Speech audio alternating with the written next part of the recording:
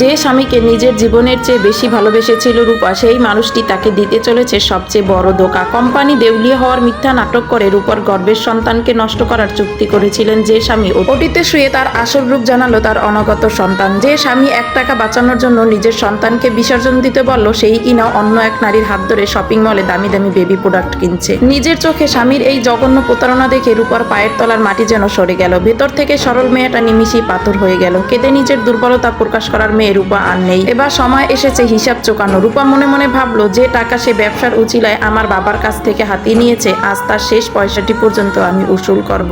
ডিভোর্সের পর ঘরে ফিরেই রূপা হাতে তুলে নিল হাতুড়ি। মই বেয়ে ঘরের সিলিং ভাঙতেই যেন টাকার সুনামি নেমে এলো। সিলিং এর ভেতরে লুকিয়ে রাখা কোটি কোটি ডলারের বান্ডিল বৃষ্টির মতো ঝরে পড়তে লাগলো মেঝেতে। এই সেই টাকা যা দিয়ে তার স্বামী অন্য নারীকে নিয়ে সুখের প্রাসাদ করতে চেয়েছিল। রূপা এক এক করে সব টাকা সুটকেজে ভরে নিয়ে নিজের নতুন জীবনের উদ্দেশ্যে পা বাড়ালো। আর একটু পরই যখন তার প্রতারক স্বামী ঘরে পা রাখলো, শূন্য সিলিং আর ফাঁকা মেঝে দেখে তার মুখের রং উপে গেল। সে পাগলের মতো চিৎকার করতে লাগলো। অন্যায় করে সাময়িক সুখ পাওয়া গেল, প্রকৃতির বিচার সত্যি বড় নির্মম।